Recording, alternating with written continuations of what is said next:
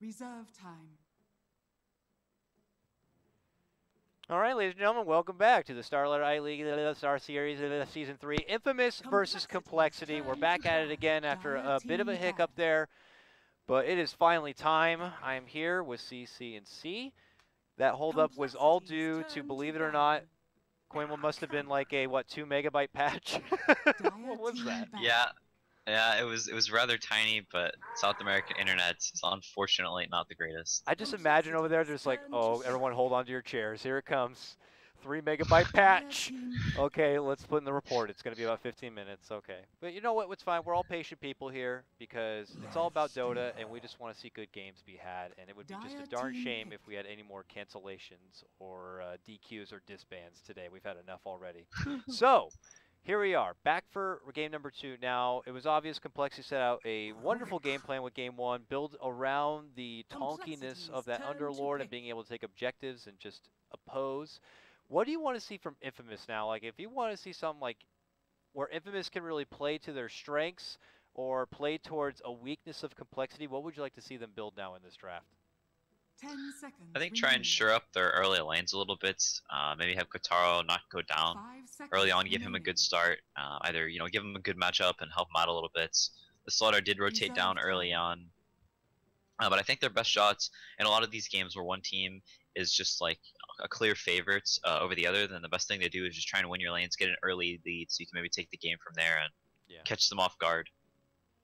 Let's see if they're going to be able to play to that or not. Lifesteal Rubik is their 1-2 Complexity. They get their signature Le Shrek that they just love so much. And a Jug as a follow-up here. I mean, I'm feeling it right now. I'm predicting, or I'm guessing, Z-Freak, he's going to get like a Mirana. This is like a Mirana or Kunkka kind of a game. I don't know why, but I'm getting that vibe here and now. What do you think about the value? Both those heroes aren't too bad. Yeah, I was going to say, because if I was to play a question off of that, it's just, they seem to be the only team still utilizing that support, Kunkka, while others have made the argument that the patch has pretty much, ripped him a new one. What do you think about where Kunkka's place is? I don't think Kunkka's amazing. Hero, he's just kind of low on damage, and if you're sort of all in, where if you miss your boat, you don't get a lot of levels, then you're just sort of this X, which is nice when you're ahead, but if you're behind, then there's the hero that, almost like a disruptor, but a little bit worse because you don't have that silence, you don't have near as much kill potential as.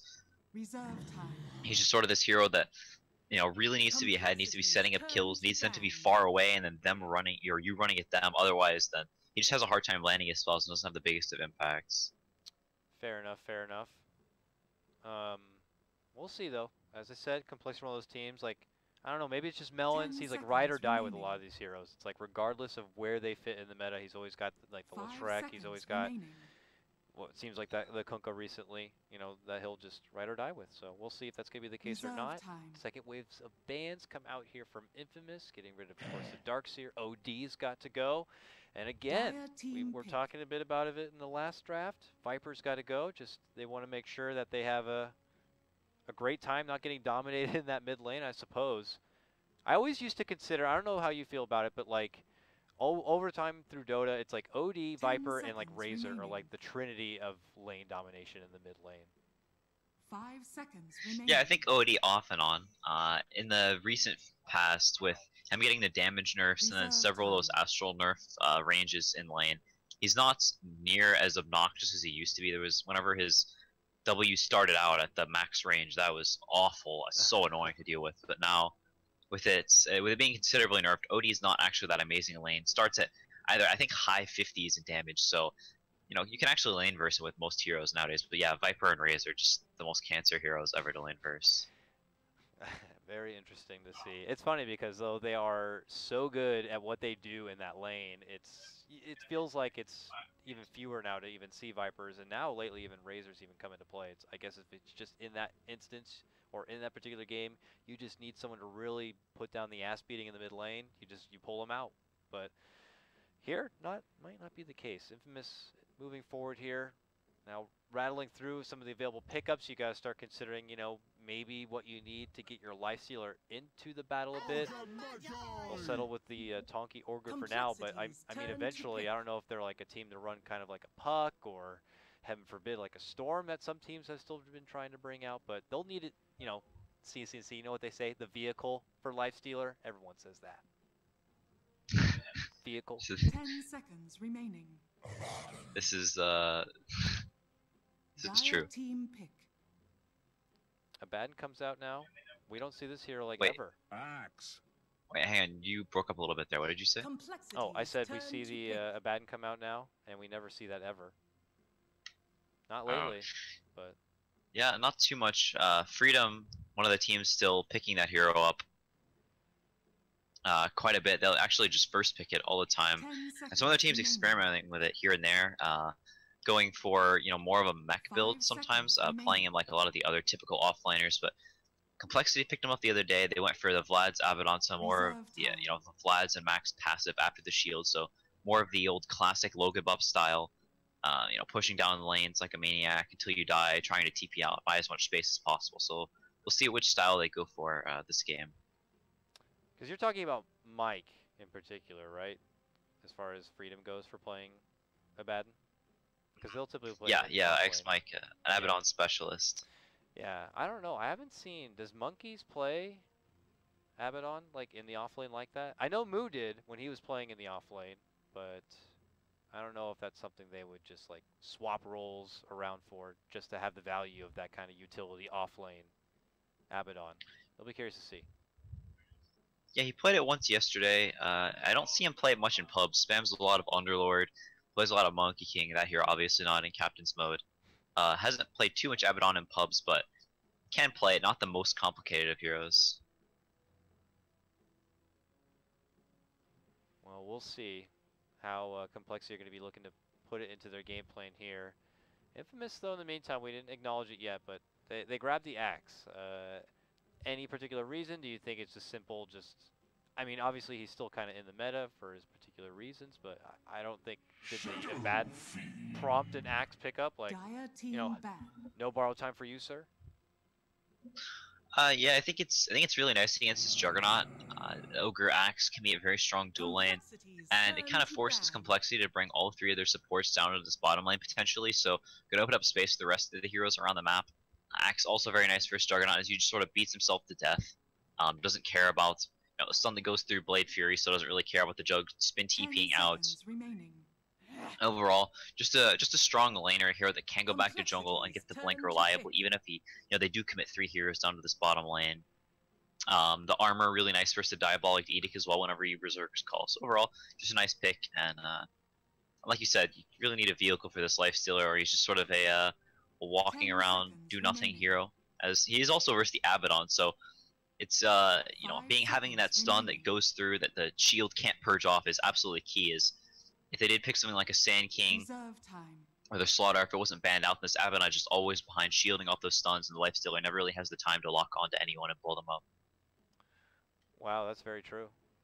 And that could be a bit crippling now. I mean, I don't know how much pressure that's going to be putting on the axe to make sure he, you know, gets to that point where he's able to like grab the Blink Dagger and be, you know, a buddy and aid to someone like the Lifestealer or not, but already how he's going to be able to kind of, you know, do so much just with his call alone. Is going to be very helpful to them. Final pickup here, a Z-Freak special is in the Earth Spirit. It's going to be coming out, but without much hesitation, kind of jokingly, like, commented lightly on it, but they are going to be pushing forward ahead for the Storm Spirit here. There isn't a crazy amount to be able to lock him down in his place. I mean, a Leshrac stun certainly not going to be able to have an easy time grabbing the Storm. Love to hear your thoughts on that final pickup for Infamous. Yeah, it's a nice pairing with the Lifestealer, so it gives them multiple vehicles. Typically, whenever you do have this Lifestealer axe, or, you know, just Lifestealer in general, and you have another vehicle, you want a hero that really likes to take up the space on the map. So Storm, a hero that really likes to push out waves, constantly be farming, and also gives you a late game vehicle for this Lifestealer. So the axe doesn't always have, you know, isn't super obvious every time you see this axe and Lifestealer's missing, you know he's inside. So it gives you a few more options. You know, obviously, only really this Earth Spirit that's good versus the Storm. And whenever you think of, you know, good disables for a Storm, you'll typically think of an Earth Spirit. His disables take a little bit of time to get out there. He has to roll in, unless he has, you know, early Blink Daggers. So Kutaro also pretty infamous for his Storm, a very good Storm player in his own right. So I think it's you know, a good comfort pick. Works well with the Ogre as well. So getting another right-clicking core to benefit from the Bloodlust.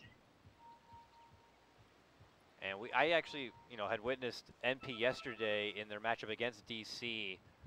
They had the same thing, the Lifestealer Storm Spirit, and it was ridiculous even into the later game how they were able to just insta-kill someone like Weeha's Ember just based on if they get good timings with the Storm Spirit and they get the Orchid, like a jump-in Orchid bomb with the Lifestealer is just nothing to laugh at. So we'll see if it's kind of a weapon that Infamous are going to be able to pull out here. But look at this, just like we saw in the earlier series, in the first game of DC versus Doo-Wop, Misery was able to get in with his Chen and got this ward down, and it became so critical for him. 30 seconds And here, to battle. compLexity get it also. So this is very nice for them. Forget this. Totally watching over the bottom lane. I mean, am I overplaying that ward a bit, Quinn? You can be honest with me. The one that's they put down by on the hill by the dire tier 1. Yeah.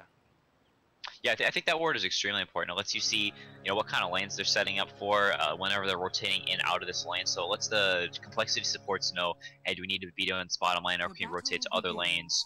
Are they setting up for a kill in this SF? Should we be behind him? Just gives them info on where the heroes are running. Those deep wards like that, instead of just your typical lane wards, give you information on where people are headed, which is much more useful than information on where people are. And Cole will take in all that information and be able to apply it accordingly as they deal with a little bit of harassment towards the mid lane here. Cancel already going to get in the back end of the Stinger club.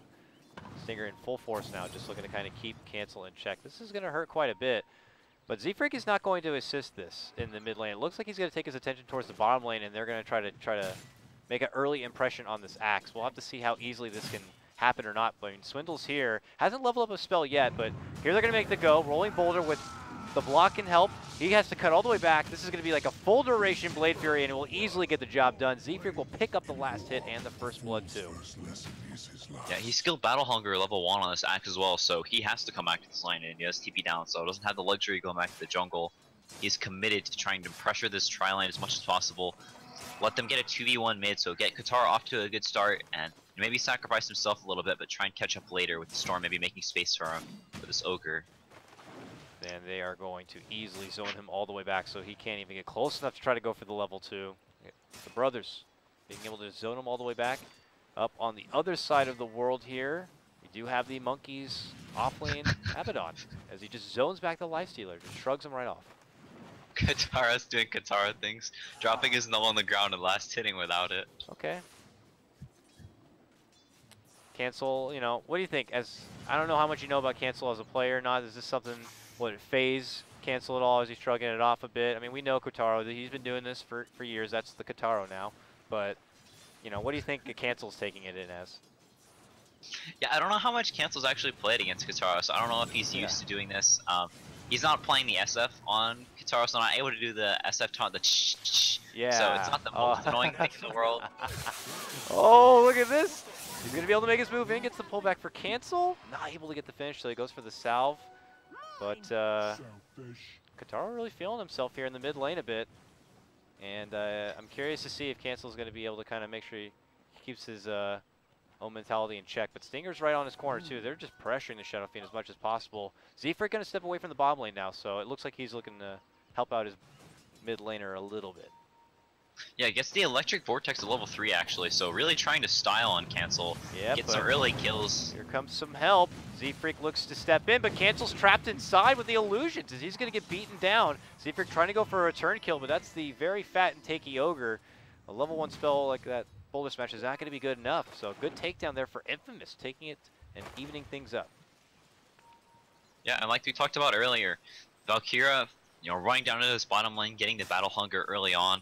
Both the supports coming there, and they do get the first blood, but, Cancel way behind on CS, Kotaro up to 17. Okay. Cancel only at 3 now. But well, now they're going to be able to get some help. I mean, this is what you would typically see from your Earth Spirit maybe at the start of the game, but he'll wait a little bit and now be able to take it to the Storm Spirit. Until that Storm gets level 6, he's going to have a hard time dodging stuff like that, so they take it right back to him, and this is going to help out Cancel quite a bit. Yeah, was it only 1 or 2 souls, now up to 18, so gonna be basically even in this last hitting battle, even with the early advantage the Storm got. Kotaro still trying to push up, be kind of flashy, but Stinger smoking in as well, so they really want to keep Cancel down, give Kotaro that early lead, and try and let him take over this game, as he can, whenever he is ahead and not in a throwing mood, can be a very, very flashy, dominant player. That is for sure. one we see able to utilize an advantage real nicely. If there's an opportunity to snowball and style, like he will be there to do it. Here comes Z-Freak though, going for his own roll. Nice snag of the bounty rune, and now they could converge onto Little Hope here. The Rubik will squaddle back to the lane, but we'll see if Z-Freak looks to make any sort of engagement happen. Not too much kill potential, but they're thinking about it. He's pulling him, he's drawing him back towards Z-Freak. He's gonna have to roll in. Monkeys needs help, so he'll have to dish out the shield, but a few more right clicks should be able to get the finish. Monkeys hiding within the trees, gonna go to the other end. Benjaz, will he cut him off? Z-Freak's trying to block him back. Monkeys doesn't know where to go, he'll have to go back the other way, but Z-Freak has pulled all the attention onto him, and now they'll go back to look for Monkeys, and he gets the deny. Nice little play right there, Z-Freak, you know, doing the support thing, helping him out.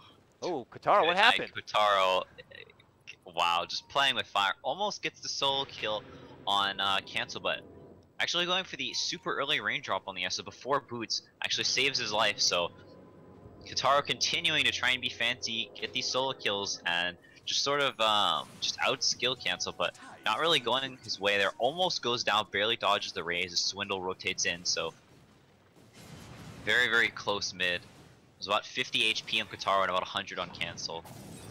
Here we go, level 6 is online with the help coming in from Stinger. They put Cancel into a corner, quite literally, and they're going to be able to break him. He jumps up to above, finishes him off, and walks away. He'll be able to style away from this one now. And we'll have to see if this is now going to be the beginning of some untapped energy here from Lokotaro now that he's gotten to that level 6. He already claims the kill.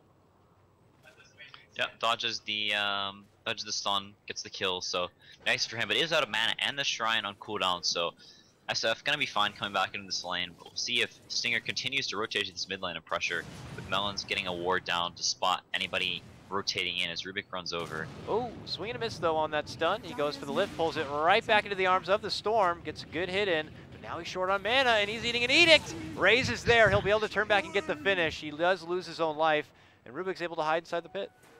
Just walks right back out, and Cancel will quickly realize what's going on here. Z-Freak shows up now though. They need a stun, and it looks like they'll just kind of eyeball each other a bit, but nothing will be coming out of it. But my oh my. Yeah, Katara maybe a little kill happy, pops the Soul Ring, the Remnant, and turns the hit instead of zipping away, so valuing getting the kill over his own life. So Cancel getting that pickup kill there. The net worth gap being closed a little bit, but still on a decent pace in the Storm. It does have the Soul Ring now, as well as the bottle raindrop and the boots. So a pretty good start for the Storm. Brings him back to the lane. I'd love to touch base here at the bottom. All that attention's been drawn away. He's been able to kind of continue his path of farm right now. Picking up his Tranquils. Another deep ward will be planted by Z-Freak just around the corner. And just around that corner is a smoke movement here. Z-Freak got to be careful rather, walking out. If he does walk out now, could find himself on the helping end of a soon-to-be gank. As Infamous are on the move, they now spot that Moo's in the lane, and they're going to rotate over. And Moo's committed now. He's going for the Blade Fury because he thinks him and Z-Freak are going to have a gank, and they actually might be able to get the axe down. But here comes the troops. All these supports are going to be able to get redemption here, trying to go for Moo. Moo just runs within the trees, looking to hide, but he's burning up. To the ignite, runs back out the other way. There's the right click. It's going to be able to get the finish. They lift it up now. Swindle shows up. We'll eat the Fire Blast. Z-Freak's looking to take down the Rubik. They will be able to get the kill, make it a 2-for-1 trade. Advantage for Cole. They're not done yet, looking to roll in, but it's an Ogre. He's not going to be an easy grab, so all right. Chaos breaks out quite a bit, but compLexity managed to walk away with a slight upper edge. Yeah, I think Infamous fairly okay with how the pace of the game is going currently. They get the nice kill on Moo, so shutting him down a little bit. Axe still quite far away from his Blink Dagger. Has a Ring of Regen, so maybe not going immediately into that Blink Dagger, but the Lifestealer having a very good game, and Storm having a decent amount of farm, so enabling their cores, having a much better start than they did in the first game. Moo able to sidestep the call and get the finish onto the Ogre. Just running right around him. That is going to be bringing that Ogre down a peg, where the supports are looking to actually get their own way. As we see J-Hope mid lane, he's like, okay, great, soul time for me. He gets to his level 6, so now we have Spell Steal ready to work with now, but starting to feel like Cole are taking a bit advantage here of the farm available on the map. And I haven't even been able to really see. I mean, Monkeys has just been kind of hanging top lane. Like, how long before he like goes out and does something, and he's going to just be at quickly level 8 or 9. Yeah, the Abaddon, extremely hard to punish, especially once he gets like level 4, level 5, the shields just starting to absorb too much damage, and if it's Infamous not with the most high damage supports of Rubik and Ogre. Radiant's top tower is under attack. Chase down Singer here up in this top lane, but looks like he should be okay. Monkey's actually popping ult to purge off the Ignite, so gets slow, but only level 1. Middle tower is under He attack. gets that one hit in. It slows him down a little bit, but not enough for at least Swindle to feel confident throwing out the stun there. So Ogre's going to be able to walk away from this, but Cole continuing to pressure a bit. Benjaz is walking out the other way here. Won't have to cross paths with him, but it seems like Cancel's been able to kind of make up for lost time a bit and farm his way through this mid lane. Yeah, all in the meanwhile, he does get this mid tower down, up back to the top of the net worth. So I think Infamous, this is sort of one of the scarier parts in the game for them. They don't have the Blink Dagger on Axe. They are not in fighting shape right now. They just want their cores to have some time and space to farm, but compLexity supports have so much kill potential right now with the smoke as well, so they may try and set up a kill on Benjaz. Yeah. They really have to be worried on Infamous and try and dodge these ganks. It's extremely crucial for their cores to get online this game. We're not able to follow up quite yet with a movement there onto the next, but now a rotation's coming in from Infamous here. You know, they're not ready to fight, but they are here just in case a fight is to break out, because Cole might look to make one happen. But I guess as I say that, Swindle's already departed to elsewhere, and they'll just be satisfied with that as it stands. Moo's going to be able to put more pressure here on the bottom tier 1, but I mean, they're just kind of satisfied here. Keeping Axe in check. He's got over $1,000 till he's able to kind of put in the Blink Dagger. So Cole are able to kind of just dictate what they want to do. Yeah, it's a little bit hard for compLexity supports to gank any of these lanes.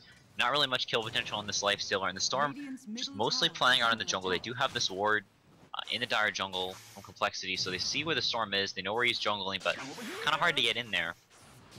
Z-Freak positioned down bottom behind Moo, so trying to secure this bottom tower is Axe not the greatest at contesting these two heroes. And they are chipping it down, but don't want to give it up for free, Infamous. Yeah, they rotate in. Good zoning stun there from Z-Freak. Will not allow them to pursue, but they've already gotten that tower so low. It does look like it's low enough for a deny, though, so they will be taken away from that money. Nulls was considering rotating over nearby. Will opt to drop the ward. Was kind of within sight. No, not quite in sight of that other ward, so they'll be able to get away with that one.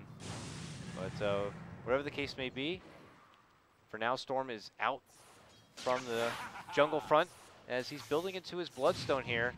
I mean, is that kind of just still the go-to build-up for your Storm as opposed to just building into an Orchid first and foremost? Yeah, you tend to be too squishy. You really want to, be taking really successful fights with it, whatever your first big item is. And if that's, you're taking these successful fights, you want to be getting the Bloodstone charges off of it. You don't really have the mana regen to sustain these longer fights if you just go for the Orchid. And also, you're versus an Abaddon versus Juggernauts who's going to be getting a Manta, so not the greatest first item in the world. So it'll just get purged off in these big team fights, or you'll get silenced up and just die almost instantly without the HP that the Bloodstone offers. Yeah. For now, though, looking to finish off the stone in hand, but I mean, the Monkeys is here now, and this guy had been kind of silently farming his way up in the top lane. Still level 9, getting close to level 10, and another game with that Helm of the Dawn being able to, he's been sporting this net creep as he did in the last game too, and just kind of able to hold the lane himself. But still, we look to the Infamous supports, in a position where they can't really do a whole lot, while we have Z-Freak, a support on the other team. He's doing a whole lot, making his move in, looking to take down the Storm himself, but they're not going to have enough lockdown to stop him from being able to jump back it away here. J-Hope rolls on in, but he dies just as fast as he shows up. The bomb comes out, but it doesn't really make big connection. But as they step back, good call, make connect, but wasn't a good call. He's going to have to back up and away here, gets netted down, and it's a bit of a scramble for Infamous as they just go on full retreat mode. Cole now are the ones looking to make chase. Can't quite get a grab onto anyone, but Infamous put all of their attention all the way up in this top lane. Moo doesn't even need to get involved. He's showing up now late to the party. Thinks that at this point they're going to have the upper hand in a fight and they can just move forward with objectives. Yeah, this is exactly what Infamous wanted to avoid, letting compLexity group up, have all their lanes shoved in, and just walk down this tower. Infamous not really getting anything off this as well, not pressuring any of the other towers, not farming on any of their cores. So compLexity very happy with this trade, and Cancel actually going for the mech. So you can see Cole know that the Storm and Lifestealer, they can get on, split up, get online, split up the map, and start getting pickoffs, and things could get grim. So gonna look to put the pressure on now as Stinger goes down as well. Yeah, just supports just kind of hanging nearby, just are going to be victim here of the stampede of compLexity now coming in from the north, if you will, and not really a lot for Infamous to be able to hold at this point. Ogre's back now, but they have a mech and so much power rolling for them, and it's going to feel a little underfarmed to defense from Infamous. They've already locked down their prize core. That's suddenly a Lifestealer out of the game for 30 seconds without a buyback. I mean, this one could be quick as well. A day of 15-minute games, as the tier 3 is already going to be dropped. compLexity hoping to round things out, and unfortunately without a blinking axe, without a way to really get in there. Their tanks are being taken apart right now as Stinger's going to be set to fall.